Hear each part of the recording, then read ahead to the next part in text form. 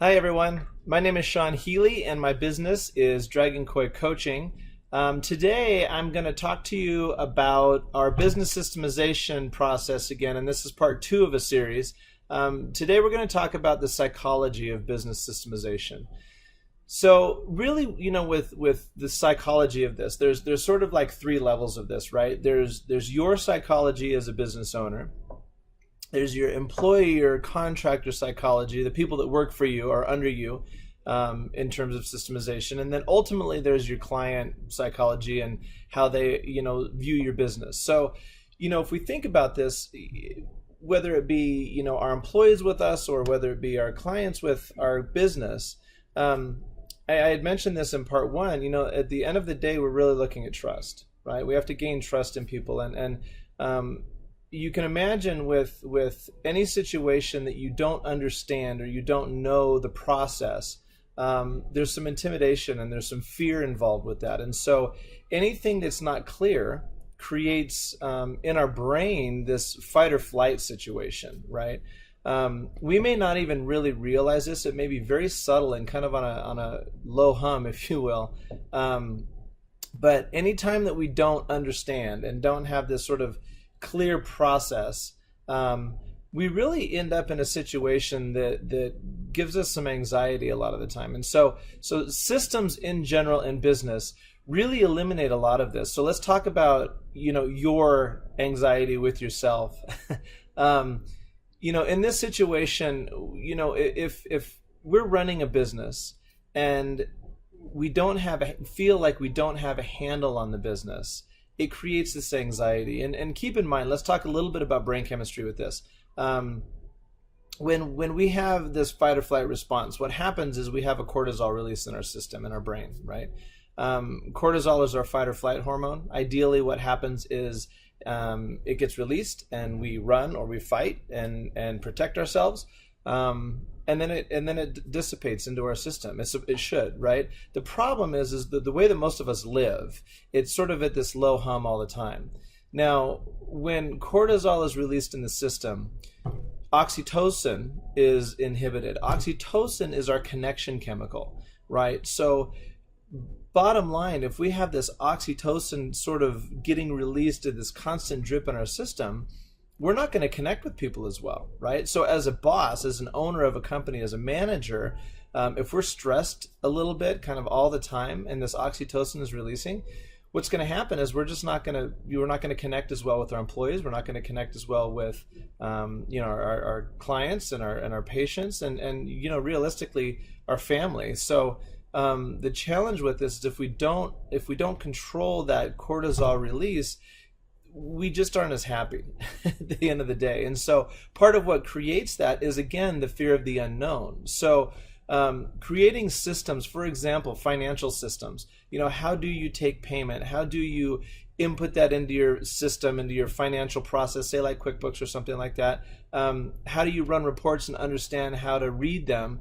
That's going to give you a handle on your business, running your business by the numbers, right? Well, we could call it that. But really, at a bottom level, it's a system that allows us to understand where we are in our process. Okay, it also creates, and we can talk systems across the board with our business. I mean, there can be systems for receptionists and how they answer the phone, to how they meet with clients and talk to them when they walk in the door, with systems with how we run our classes, how we do a first session, an intake session.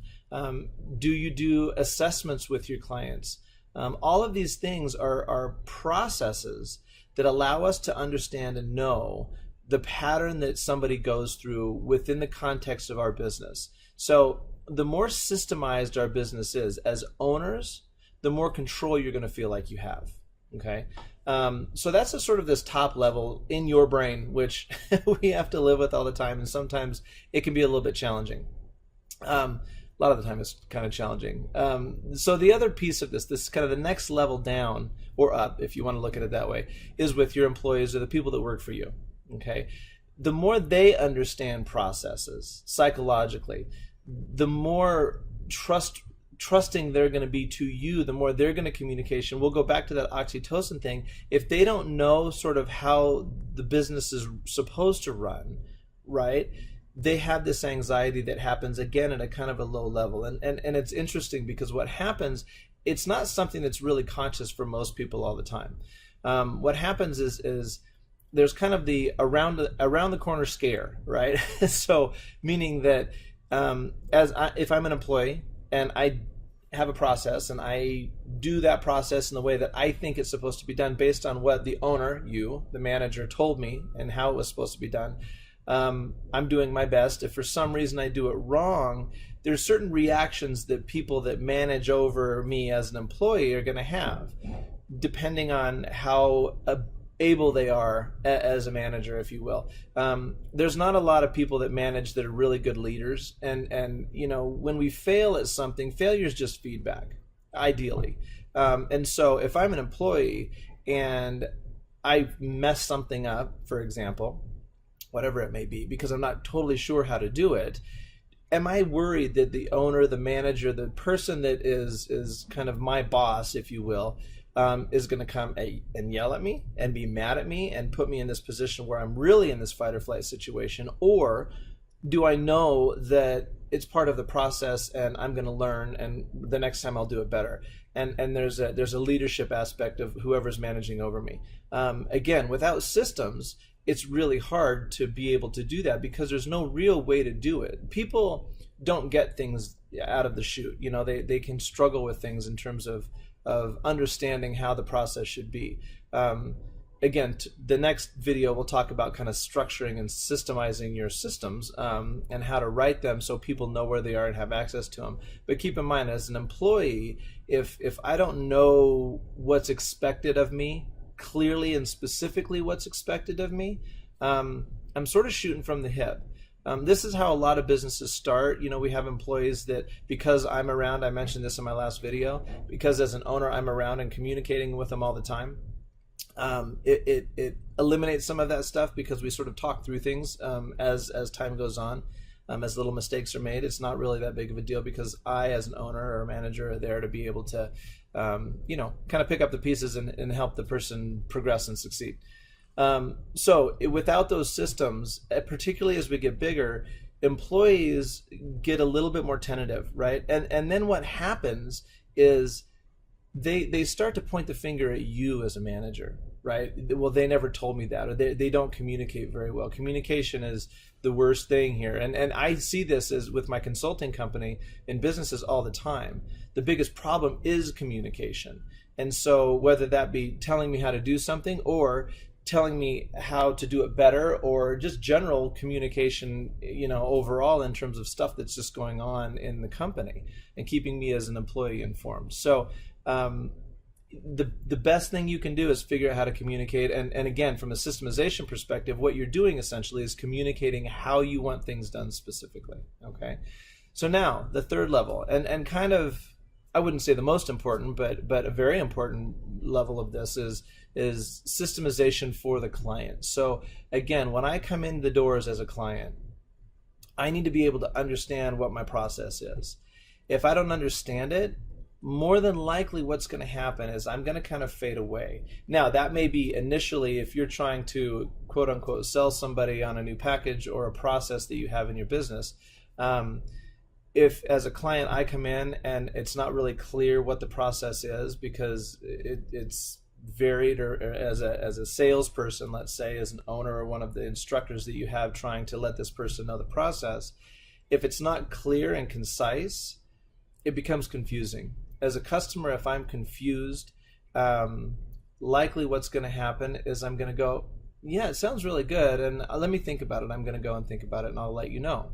And they never let you know. So the other piece of this is things like, even, you know, this is a basic system, right, which is our policy form, right?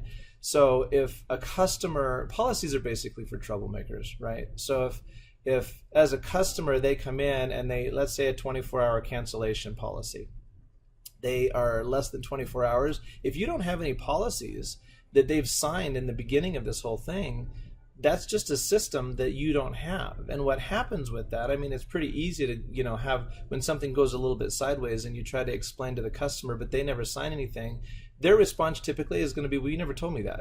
You don't have policies. You've never, talked to me about that. So that's not fair. And that's the response. That's that fight or flight response, right? They kind of jump back and it's like, that's not fair. And so what happens? Cortisol gets released, oxytocin is suppressed, and we don't have connection. Right? There's this stress and lack of connection.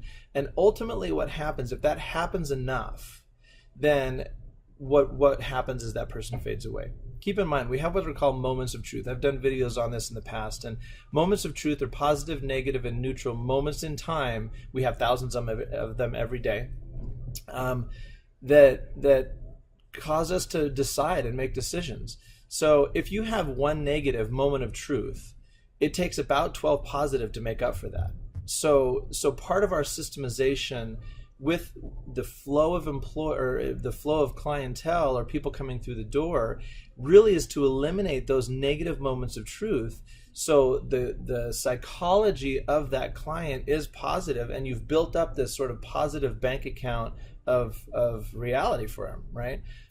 If you have a really loaded bank account, if you want to call it that, when something bad happens, it's really not as big of a deal. Okay, but again, this is all systems. This is all creating systems, so you know exactly the flow and the process of those clients, patients, potential customers coming in the door. So to start out a systemizing process, it's not as easy as just writing them.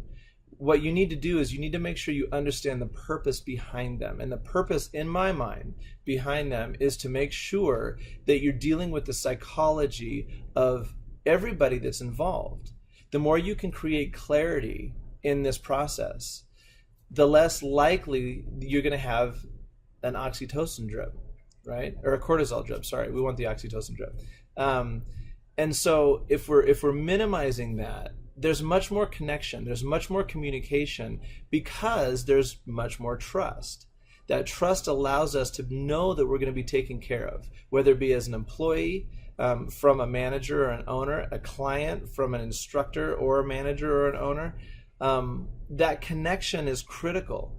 And so systemization is not just about black and white and spelling out how to run the business and exactly how to do things. It is on paper, right? It is kind of on a surface level.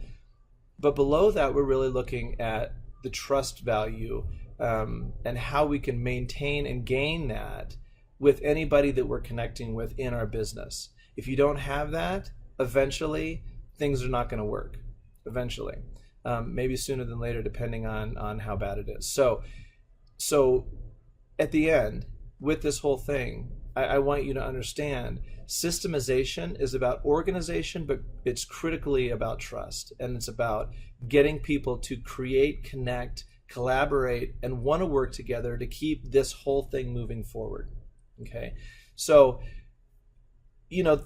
absorb this a little bit. Because a lot of times we get into this place where we think that it's about structure and it's about this organization. Yeah, on paper it is, but that's not the purpose of it. Okay, because on paper you can put them on paper, and what's going to happen is people will, put them on the shelf and they won't look at them again. So start with this psychology. Start with the understanding of the purpose of systemization is getting everybody to trust. If you have that, you can build your systems around that, and they're going to make a lot more sense to everybody that's involved. All right, so this was part 2. We're going to do part 3 here in a couple days. Look out for that. If you have questions, leave them in the comment section below. I think that this is a really critical, important topic for you guys to be successful. And go do it to it. Have a great day. Have a great week. And let me know if you have questions. We'll see you on the flip side. See you later.